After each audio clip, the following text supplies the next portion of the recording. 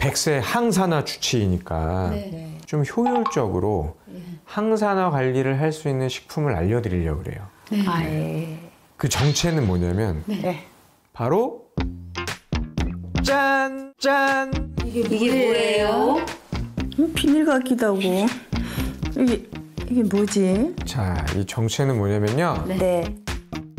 글루타치온이에요. 글루타치온이요? 아, 글루타치온 많이 들어봤는데 정확히 뭔지는 모르겠어요. 글루타치온은요. 네. 그 아미노산 3개가 붙어 있는 그것도 일종의 단백질이에요.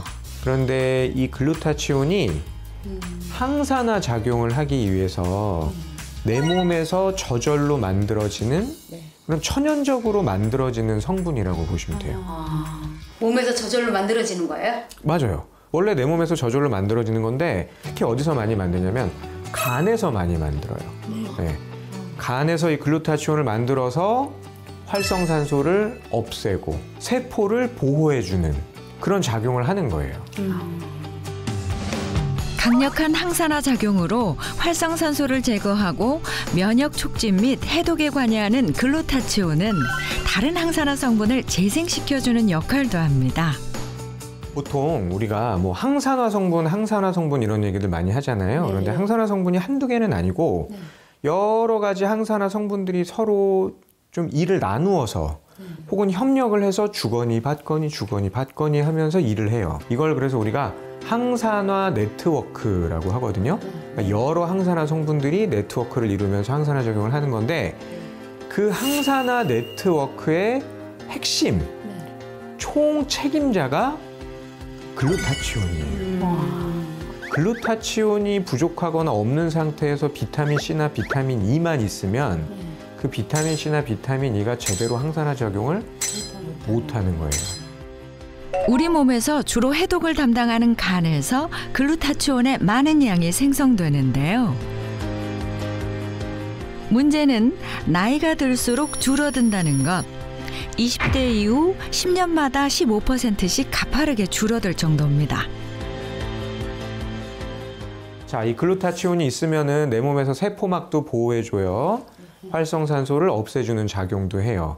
거기다 중요한 거는 해독 작용도 해요. 그래요? 우리 몸에 여러 가지 중금속, 그 다음에 또 안 좋은 독소 이런 것들이 들어오게 되면은 그 독소를 어디서 없앱니까? 보통? 간에서 없어요. 간에서 없애죠. 네. 간도 해독을 하는 과정에 그 독소에 손상을 입어요. 그런데 이 해독이 제대로 안 된다 그러면은 간에 손상을 받으니까 그러면 간염이 생길 수도 있고 간경화가 올 수도 있고 간암이 될 가능성도 높아지는 거예요. 그렇지만은 글루타치온 같은 항산화 성분이 충분하게 있으면 활성산소도 줄여주고 세포가 손상받는 것도 막아주고 간이 손상받는 것도 막아줄 수가 있다라는 거죠. 네.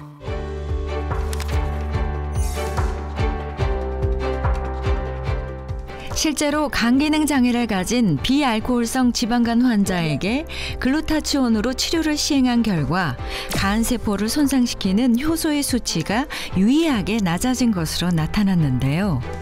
또한 결장직장암 환자들을 대상으로 글루타치온을 투여해 항암제 부작용인 신경독성의 예방 효과를 확인한 연구에서도 항암 치료제 부작용 억제에 긍정적인 영향을 준 것으로 확인됐습니다. 지금 우리 앞에 글루타치온이 놓여 있거든요. 네. 이걸 한번 직접 체험해 볼게요. 이거 어떻게 먹는 거예요? 이건요. 네. 붙이세요. 붙이세요. 어디다가요? 입 천장에 구강 점막에 붙여서 드시는 거예요. 네, 입 천장에. 네. 한번 드셔보시겠어요? 네.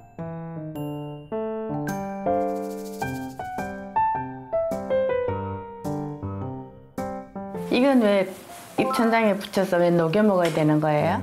이렇게 구강 점막을 통해서 흡수하는 형태가 그냥 우리가 구강으로 삼켜서 섭취하는 형태에 비해서는 흡수율이 높다고 보는 거예요. 네, 일반적으로. 아무래도 이제 구강 점막을 통해서 흡수를 하니까 혈관에 도달하는 속도가 빠르겠죠. 네, 그리고 방해를 하는 것들이 별로 없는 거예요. 그러니까 혈액으로 좀 쉽게 흡수가 잘 돼서 전신으로 퍼질 수 있다. 이런 장점을 가지고 있다고 보는 거죠. 실제로 흡수율을 비교를 해봤더니 구강 점막을 통해서 흡수를 하는 경우가 그냥 구강으로 삼켜서 섭취를 하는 경우에 비해서 흡수율이 한 3배에서 최대한 10배까지 높을 수 있다. 네, 이렇게 알려져 있는 거죠.